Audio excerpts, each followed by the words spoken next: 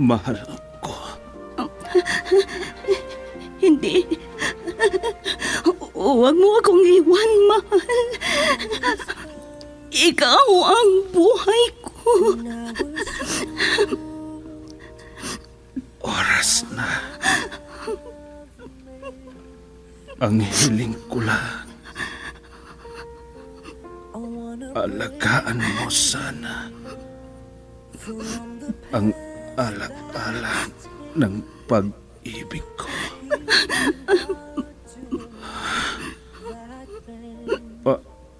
Paalam, mahal ko. Hindi. Hindi ka mamamatay. Hindi!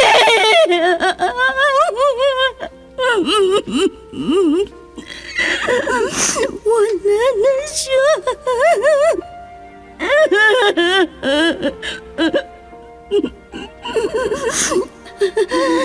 Baunin mo ang walang hanggang pag-ibig ko.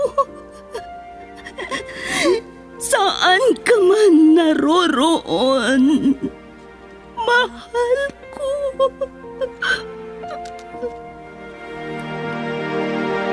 I was hurt.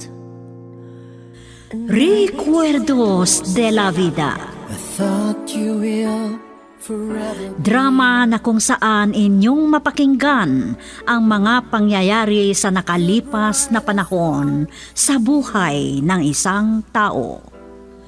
Mga kaganapan at mga bagay na nanatiling alaala na lamang na nagkaroon na ng pugad sa dibdib. Alaala na hindi kayang burahin ng panahon kailanman.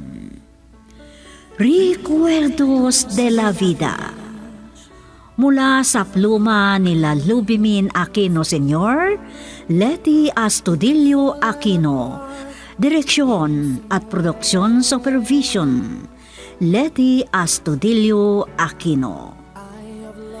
Recuerdos de la Vida. Mula sa Lovelet Artists and Talent Center Drama Productions, handog sa inyo ng #1 and most trusted radio network in the country, Bombo Radio Philippines. Basta Radio, Bombo!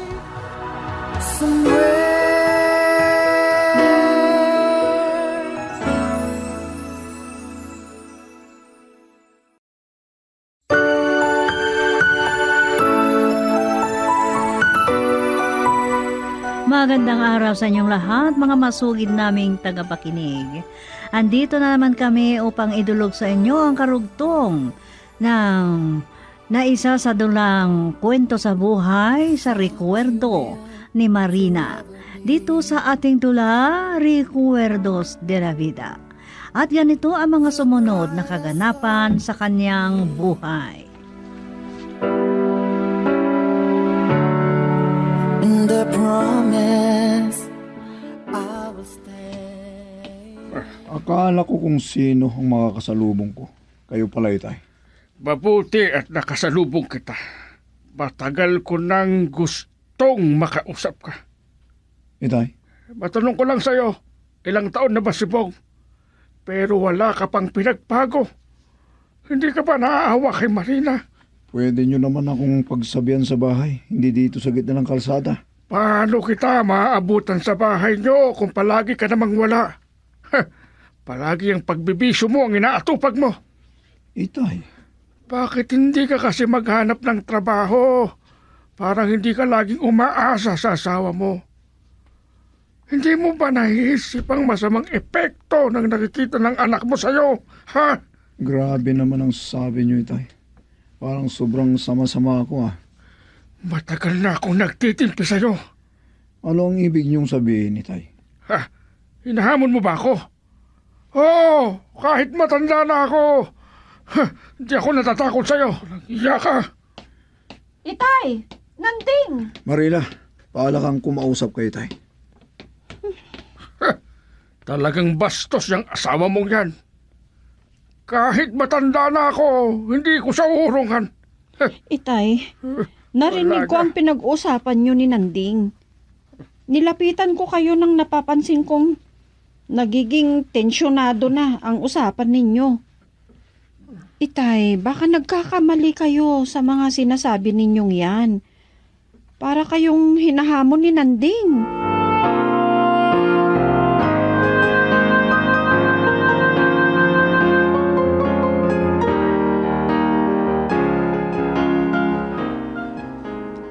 Masakit kasi ang mga sinabi mo kay Nandeng. Kaya nasaktan mo ang damdamin niya. Totoo naman ang mga sinasabi ko. Dahil sa nakikita ni Bong na ginagawa ni Nanding, yan ang dahilan kung bakit lumaking barumbado ang apo natin. Hindi lang yan ang rason. Dahil sa impluensya ng kanyang mga kabarkada. Mabuti ka mo at nandyan si Natasha. Ang nobya niyang pumipigil sa kanya. Yan ang isa pang ayaw ko sa'yo. Di na sana muna nakipagrelasyon ang apo natin. Binata na si Bong. Natural yan sa mga kabataan. Oo, natural. Ganyan ang mga kabataan. Kaya na nangyari kay Marina. Polon, kung hindi ka sana masyadong magalitin kay Marina noon, hindi sana nagrebelde ang anak mo sa'yo. At ako ngayon ang sinisisi mo, ganyan? Ha? Hindi ko sana ipapaalala yan sa'yo. Pero, ewan ko ba, itigil na nga lang natin ang usapan na to tungkol dyan.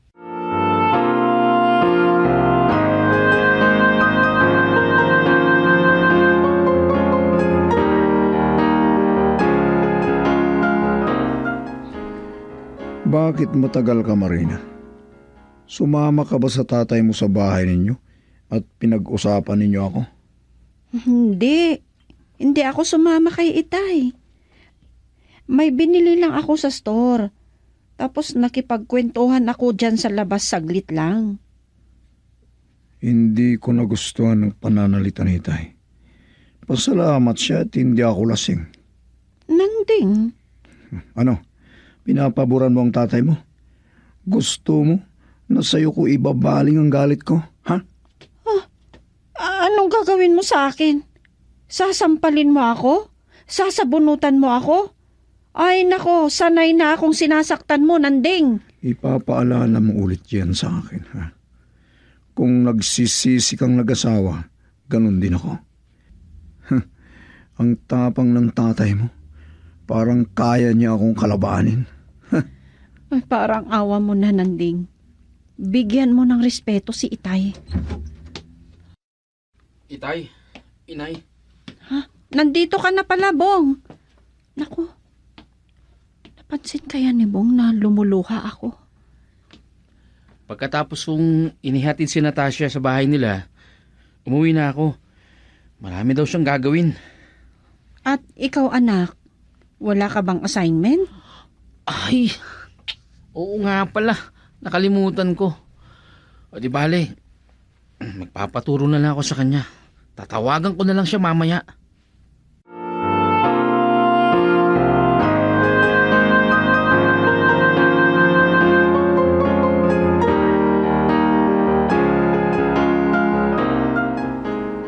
Oh, Bong, anak, bakit ka lumabas sa kwarto?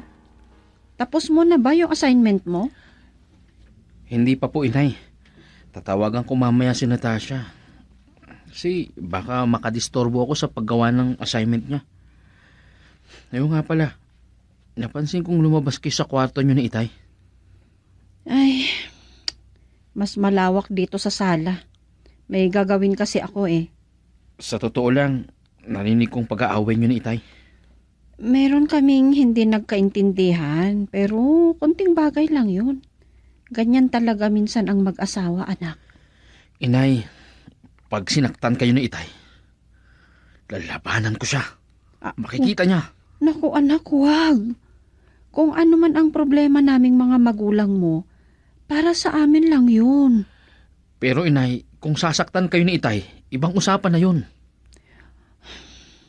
Ulitin ko, kung ano man ang pagkatao ng tatay mo, respetuhin mo sana.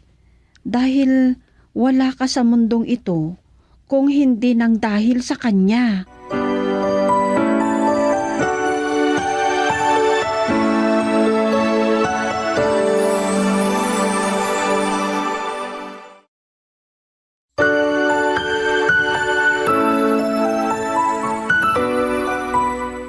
Oh, gabi na, napatawag ka.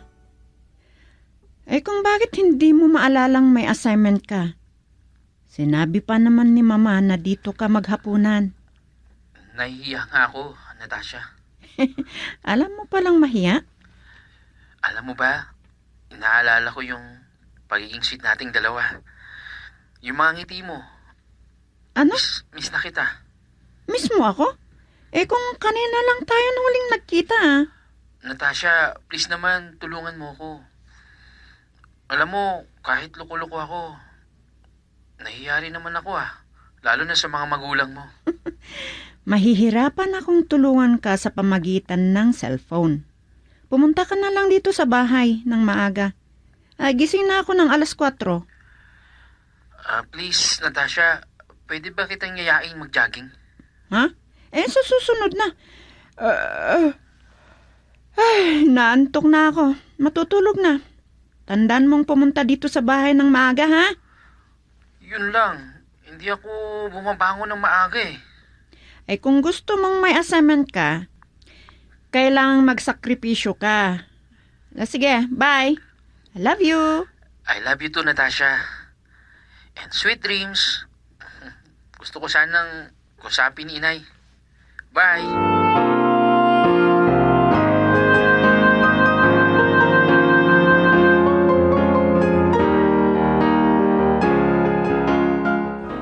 Marina, nakasalubong ko si Bong. Ang bilis ng pagpapatakbo niya ng kanyang motor. Saan siya pupunta? Inay, kanina pa sanang 4:00 ng madaling araw yan lalabas. Kasi yan ang usapan nila ni Natasha. Pero late na siyang nagising, kaya nagmamadali siyang umalis. Hay nako, paano kung madisgrasya? Mahirap na. Lalo na ngayon, maraming mga batang naaaksidente. Maraming kabataang naghahabulan sa bypass road tuwing hapon. Parang hindi sila takot sa kamatayan. Ay, bakit inay? Maaga kayong pumunta dito. At sandali lang ha, ipagtitimpla ko kayo ng kape. Ay, nagkape na ako bago ako pumunta dito. Sandali lang, nasaan si Nandeng? Tulog pa, inay. Sigurado akong madaling araw bago siya gigising. Wala kasi siyang iniisip na gagawin. Anak, pumunta ako dito dahil sa hindi pagkakaintindihan ni Nandeng at Pulon. Muntik pa silang magkasakitan. Ay, inay. Kung hindi siguro dumating si Bong, baka nasaktan ako ni Nanding. Ha? Bakit ka naman sasaktan? Muntik niyang ibaling sa akin ang galit niya dahil sa alitan nila ni Itay. Kung hindi pa naigalit sa akin si Itay noon, hindi sana ako nagnobyo bilang pagre-rebelde ko. Anak. Pero sobra akong nagsisisi. Hindi sana ako maagang nag-asawa. Nandyan na yan, Marina. Ay, binata na si Bong. Oo, inay.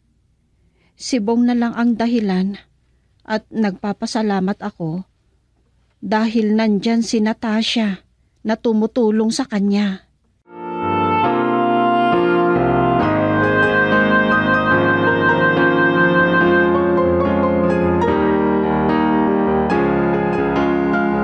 Mabuti at nagising ako bago ka pumasok sa iyong trabaho. Bigyan mo ako ng 500. Panggasolina at sigarilyo ko. Kung panggasolina at pangsigarilyo lang, kasya na siguro yung 200 ano. Ang kuripot mo naman. Umagang umaga ginagalit mo ako. Gawin mo ng 1,000. Nanding, sumusobra ka na. Ginagawa mong rason na panggasolina ang mga hinihingi mo. Gusto mong masaktan, ha? Diyan ka magaling. Kung hindi maibibigay ang gusto mo, ganyan ka. Pero hindi na kagaya ng dati na hinahayaan ko na saktan mo ako. Marina, ano ba? Oh, andito na ang 200. Kunin mo na. Pag uwi ko mamayang hapon, makikita mo.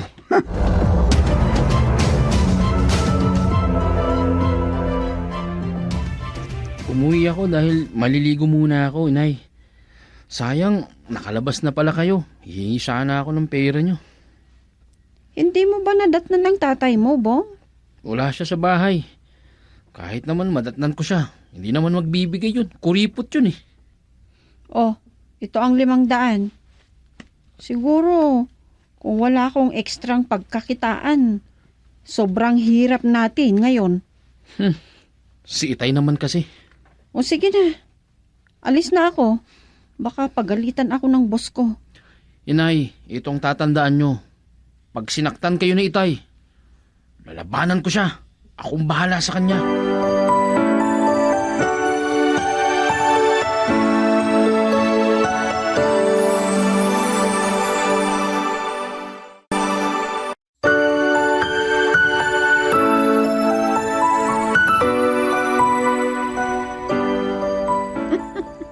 Bigla pala kayong nag-exam.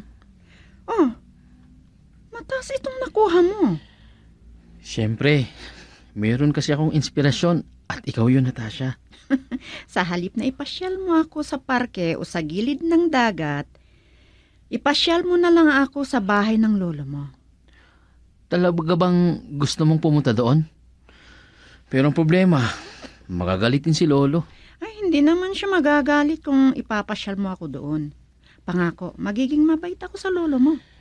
Okay, sige na nga. Mas magandang pumunta tayo doon kaysa sa bahay namin. Ha? Pareho yatang ayaw mo sa tatay at lolo mo ah. Natasha, gusto ko si Lolo. Ang ayaw ko lang, yung pagiging magagalitin niya. Sa totoo lang, si Itay talaga ang kinaiinisan ko. Ha? Inakala ko na kapag hindi na ako dumating kagabi, o hinahinala ko, baka sinaktan na naman yun ni Inay. At kapag nakita ko yun, lalabanan ko siya.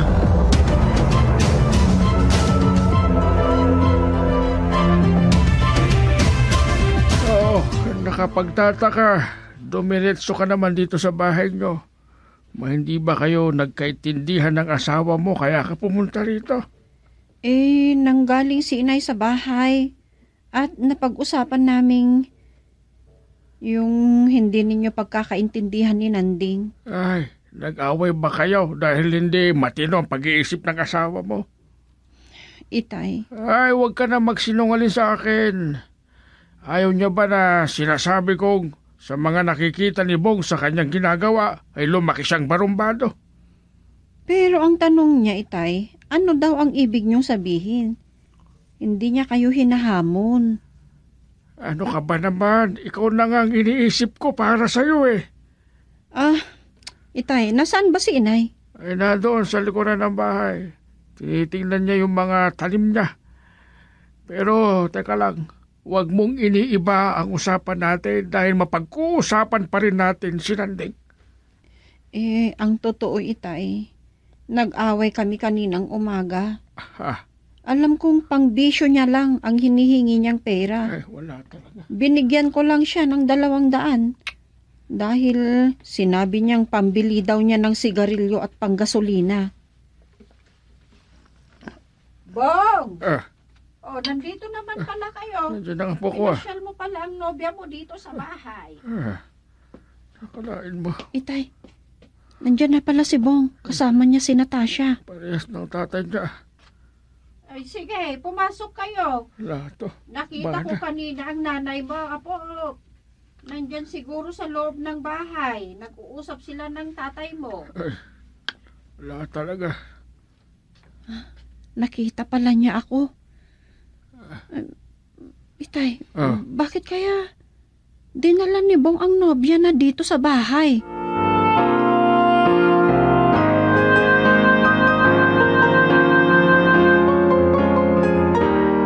Lolo Polon, masaya akong makilala kayo. Si Lola Enriqueta lang ang nakausap ko nung nakaraan. Kaya sinabi ko kay Bong na ipasyal niya ako dito. Ay, talaga palang napakaganda mo, Natasha. O ano lolo, naniniwala na ba kayo? Hindi ako nagyayabang lang sa inyo. Ang katotohanan niyan, hindi lang maganda ang nobya ko. Matalino pa yan. Hoy Bong, nakakahiya kay Lolo ang sobra mong pagmamalaki sa akin. Walang problema dyan. Totoo namang maganda ka eh. Kamukha mo nga si Marina nung nag-aaral pa siya. Ibig sabihin nyo, lolo, magkamukha si inay at si Natasha? Kaya pala, pinagtadhana kaming dalawa. Alam mo, Bong, maganda at matalino si Marina. Pero yun lang, hindi niya ginamit ang kanyang utak dahil nakipag-asawa sa tatay mo. Ha? Oo, matalino daw. Pero hindi naman ginamit ang utak. Pumatol sa tamad na walang kwenta.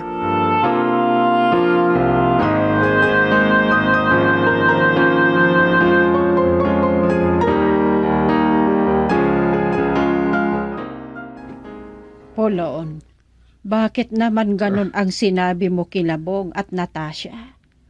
Hindi nakapagsalita si Marina. Siguro nasaktan na naman yung damdamin niya. Totoo naman ang mga sinabi ko. Yan ang ayaw ko sa'yo eh. Nagkamali na nga yung anak mo, kinukonsinti mo pa. Pero nakakahiya kay Natasha. Una pa lang ninyong pag-uusap iyon. Alam mo, nasabi ko yon para mapag-isip-isip niya. Para hindi siya magaya kay Marina itong si Natasha. Hindi mo ako naiintindihan. Bisita natin si Natasha. Pero, hayaan mo na. At baka mag-away pa tayo ngayong gabi.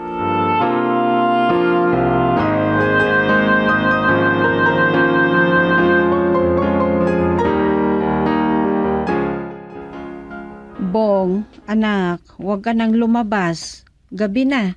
Bukas mo na lang kunin yung motorsiklo mo doon kay lolo mo. Kahit kay lolo na ang motor ko. Bakit ganyan ka magsalita, anak? Naiinis ako kay lolo. Ano yung mga pinagsasabi niya kay Natasha? Ayun, nahiya tuloy ako sa nobya ko. Kaya nung hinatid ko siya, hindi na ako nagsasalita. Sige, pumasok ka na nga lang sa kwarto mo. Pagpasensyahan mo na lang ang lolo mo, ha? Talagang hindi ko gustong ugali ni lolo. Parang si Itay. Kwenta. Kwenta! Ano ba naman kasi si Itay? Hanggang ngayon, hindi pa niya nakakalimutan ang galit niya sa akin. At pati si Bong nadadamay.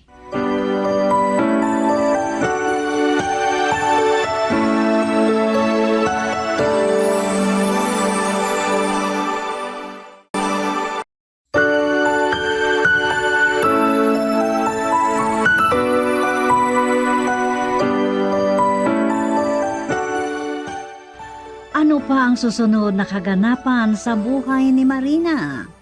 Mga masugid naming tagapakinig, abangan bukas ang karugtong ng kwento sa Recuerdo ni Marina dito sa ating dula, Recuerdos de la Vida. Isinaayos sa script ni Delfin Dumayas at sa direksyon Leti Astudillo Aquino.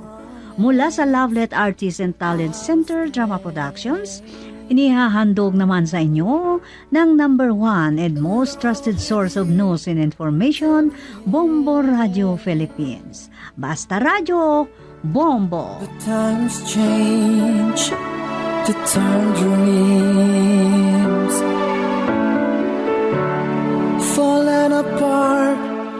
from somewhere